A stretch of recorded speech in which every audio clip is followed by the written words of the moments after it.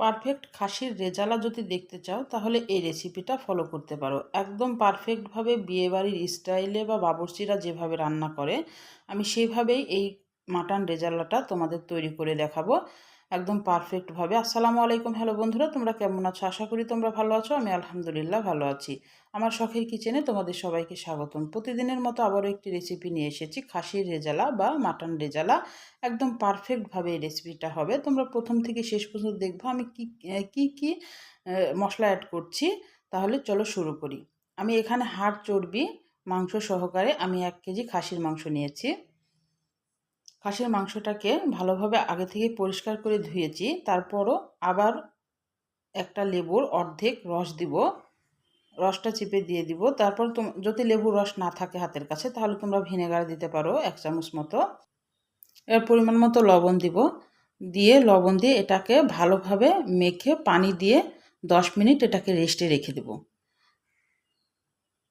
তাহলে কিন্তু খাসির যে একটা গন্ধ, সেই গন্ধটা কিন্তু চলে যাবে। এবার আমি একটা মশলা অ্যাড করে নিব, মশলা বেটে নিব ব্লেন্ডারে। আমি কাজু বাদাম দিয়ে দিলাম, কাঠবাদাম দিয়ে দিলাম 7-8টা মতো, আদা রসুন দিয়ে দিলাম, জিরা দিয়ে দিলাম, কাঁচামরিচ দিয়ে দিলাম, কারণ আমি এখানে শুকনা মরিচ অ্যাড করব না। একটা কালো ফল দিয়েছি, কালো এলাচটা, আর জয়ত্রী এক টুকরো, আর কিশমিশ দিলাম 7-8টা মতো। দিয়ে এবার এটাকে ব্লেন্ড করে নিয়ে আসবো। আমি কিন্তু এখানে শুকনা মরিচ অ্যাড করব না। দিয়ে এবার আমি 10 মিনিট পর্যন্ত যে মাংসটা ভিজিয়ে রেখেছিলাম পানিটা ঝরিয়ে রেখে দিয়েছি। এবার কড়াইয়ে চলে আসলাম। কড়াইয়ে আমি আগে থেকে সয়াবিন তেল দিয়েছিলাম পরিমাণ মতো, তার সঙ্গে কিন্তু 2 চামচ মতো ঘি দিলাম। তোমরা শুধু ঘিতেও কিন্তু রান্নাটা করতে পারো।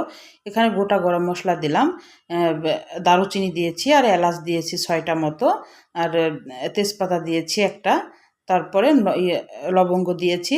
দিয়ে পেঁয়াজটা দিয়ে একটু পেঁয়াজটা ভাজা যখন হয়ে এসেছে হালকা, তখন আমি গোলমরিচ অ্যাড করলাম। গোলমরিচটা তোমরা কিন্তু বেটে দিতে পারো, আমি গোটায় দিয়েছি। দিয়ে এবার পেঁয়াজ কিন্তু খুব লাল করা যাবে না, হালকা একটু নরম হয়ে আসবে তখন কিন্তু মাংসগুলো দিয়ে দিতে হবে, যে মাংসটা পানি ঝরিয়ে রেখেছি। এবার মাংসটা দিয়ে দিলাম।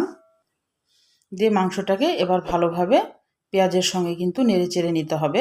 এখানে পরিমাণ মতো লবণ দিয়ে দিতে হবে। দিয়ে এখন মাংসটাকে ভালোভাবে নেড়ে নিতে হবে।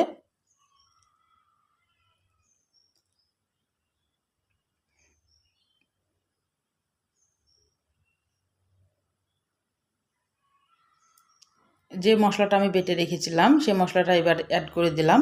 আমি কিন্তু এখানে আবারও বলছি শুকনো মরিচের গুঁড়া অ্যাড করব না, কারণ শুকনো মরিচের গুঁড়া অ্যাড করলে কিন্তু কালারটা একদম নষ্ট হয়ে যায় রেজালার, আর মনে হয় যে ঝাল মাংস রান্না করছি। রেজালা তো একটু সাদা সাদা ভাব থাকবে, না হলে কিন্তু রেজালার সে লুকটাই আসবে না।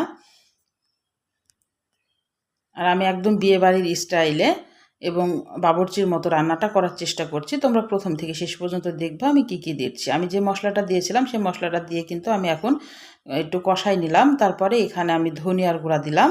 ধনিয়ার গুঁড়ার সাথে আমার 1 চামচ মতো শাহি গরম মশলাটা আছে, শাহি গরম মশলাটা আমি দিয়ে দিলাম। দিয়ে আবার ভালোভাবে নেড়ে আবার একটু কষাই নিব।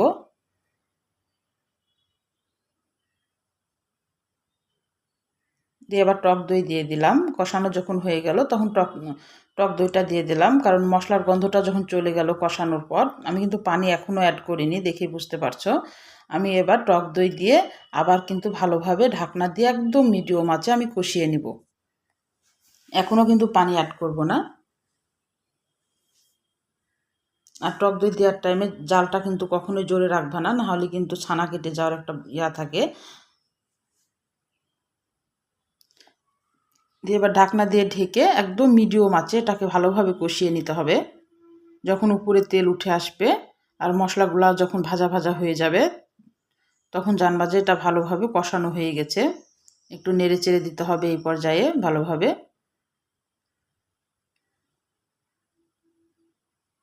এবার আমি দুধ দিয়ে দিলাম, কারণ বাবুর্চিরা কিন্তু রেজালাটা দুধ দিয়ে রান্না করে। আমি দুধের সাথে একটু পানি, মানে দুধটা একটু পাতলা করে নিয়েছি পানি দিয়ে, দিয়ে আমি দুধটা এখন মিশিয়ে দিলাম। দুধটা কিন্তু অবশ্যই গরম থাকতে হবে।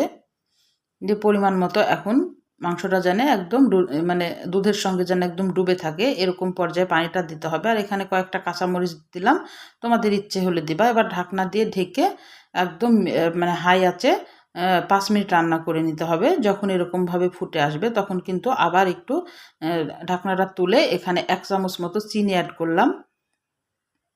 কারণ টক দই দেওয়া আছে, মিষ্টির ব্যালেন্সটা তো ঠিক করতে হবে চিনি দিয়ে। দিয়ে আবার ঢাকনা দিয়ে ঢেকে দিতে হবে। দিয়ে এবার কিন্তু একদম মিডিয়াম আঁচে এখন রান্নাটা করতে হবে। এই পর্যায়ে 5 মিনিট কিন্তু হাই হিটে রেখে ফুটিয়ে নিতে হবে ভালোভাবে। তারপরে একদম মিডিয়াম আঁচে রান্নাটা করতে হবে, কারণ বেশি পানি অ্যাড করি না, এটা তো সিদ্ধ হতে হবে। আর এখানে কয়েক ফোঁটা কেওড়া জল দিয়ে দিলাম। এবার কেওড়া জল দিয়ে এই যে আমার শেষ হয়ে আসছে রান্নাটা, আমার উপরে কিন্তু তেল উঠে এসেছে। তোমরা যদি গ্রেভি এই পর্যায়ে খেতে চাও তাহলে কিন্তু নামিয়ে নিতে পারো, কিন্তু আমি আর একটু নাড়িয়ে চাড়িয়ে আর একটু শুকনো করে নিব। তাহলে আমার রান্নার যদি কোনো অংশই তোমাদের ভালো লাগে প্লিজ আমার চ্যানেলটাকে সাবস্ক্রাইব করে দিও, একটা লাইক দিয়ে রান্নাটা দেখা শুরু করো, ছোট্ট একটা কমেন্ট করে জানাইও আমার রান্নাগুলো কেমন লাগে। পাশে থাকা বেল আইকনটা প্রেস করে দিও, আমি যখন এরকম নতুন রেসিপি তোমাদের মাঝে হাজির করব তোমাদের কাছে যেন ভিডিওটা চলে যায়। আমার কিন্তু মাটন রেজালাটা হয়ে গেছে বা খাসির রেজালাটা, আমি এখন একটু তোমাদের পরিবেশন করে দেখাচ্ছি। দেখো কালারটাও যেমন সুন্দর এসেছে, খেতেও কিন্তু মার্শাল্লাহ অনেক সুন্দর হয়েছিল। একবার হলো আমি যেভাবে রেসিপিটা তৈরি করলাম সেভাবে একবার হলো ট্রাই করতে পারো, আশা করি তোমাদের ভালো লাগবে। আমি একটু তোমাদের পরিবেশন করে দেখাচ্ছি। আর অবশ্যই একটা কমেন্ট করতে ভুলবা না। আর ভিডিওটা দেখার টাইমে অবশ্যই একটা লাইক দিয়ে ভিডিওটা দেখা শুরু করবা। আর যদি ভালো লেগে থাকে তাহলে সাবস্ক্রাইব করে দিতে পারো। আমার যারা নতুন বন্ধুরা দেখবা আমার ভিডিওটা, আর যারা সাবস্ক্রাইব করেছো তাদেরকে কিন্তু অসংখ্য ধন্যবাদ। আমি একটু তোমাদের পরিবেশ এটা কিন্তু পোলাওর সঙ্গে অসম্ভব মজা লাগে, মানে কি বলবো, অন্য লেভেলের হয়ে যায় পোলাওর সঙ্গে এই রেজালাটা। খুবই একটা মজাদার খাবার। তাহলে আজকের মতো বিদায় নিচ্ছি, তোমরা সুস্থ থাকবা, ভালো থাকবা, আবার কোনো নতুন রেসিপি নিয়ে হাজির হব। আল্লাহ হাফেজ।